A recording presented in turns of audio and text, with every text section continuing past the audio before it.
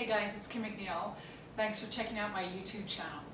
Today we're going to talk again about how you can use yoga to help manage your pain and symptoms due to arthritis.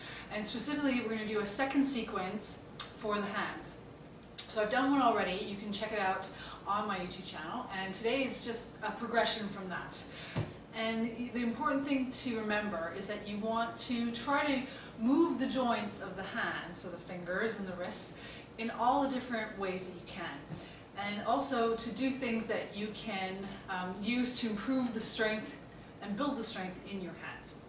So I'm kneeling in front of my coffee table here in my living room, but you can do this at your desk or seated at a table or even a counter. Okay? You just need a flat surface with a decent amount of space so that you can press your hands, fan your hands out really, and press them flat onto the surface. So as flat as you can.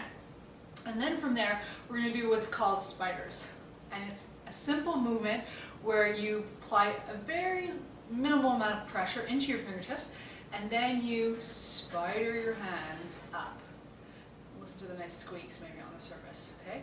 And then you stretch your fingers out, and then you spider them in again.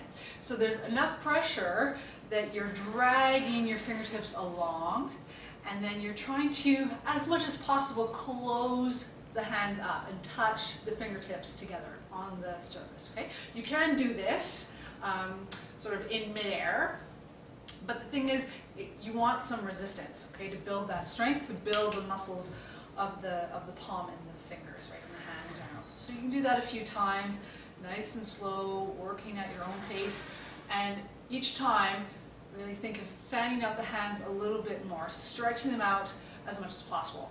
If you've done any yoga before, I consider this starting position as downward facing dog hands. Okay? So that same grounding evenly through all the points of the hands, right? The palm, the fingertip mounds, right?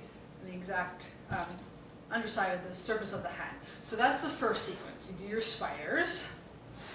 Nice and slow, and then what you can do is challenge yourself to pick up your fingers independently off the counter, okay, or off the table.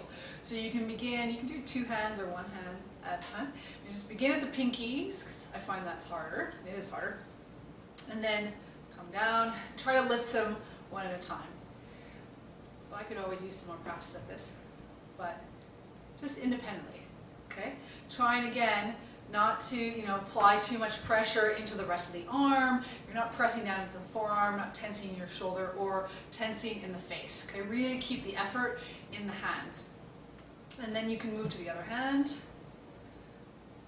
Right, just kind of move them, lift them independently, trying to keep them nice and straight, stretch them out, and using only what you need to complete the movement. Right, and then bit of a brain exercise too, trying to lift the fingers of each hand at the same time.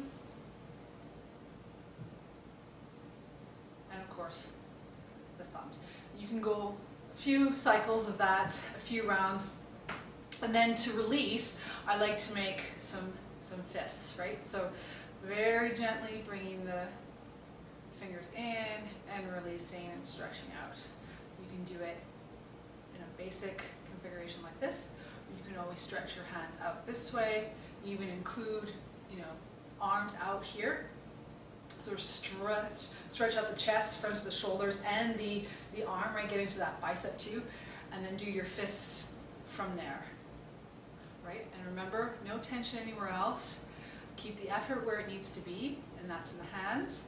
Work gently, and then you'll see, if you practice over time, you will start to see your mobility improve a little bit, your strength improve, and then hopefully manage your pain. Thanks very much. If you want more info about how yoga can be used for arthritis or pain or just as therapy in general, you can check out my website at kimmcneilyoga.ca and sign up for my newsletter. Thanks guys.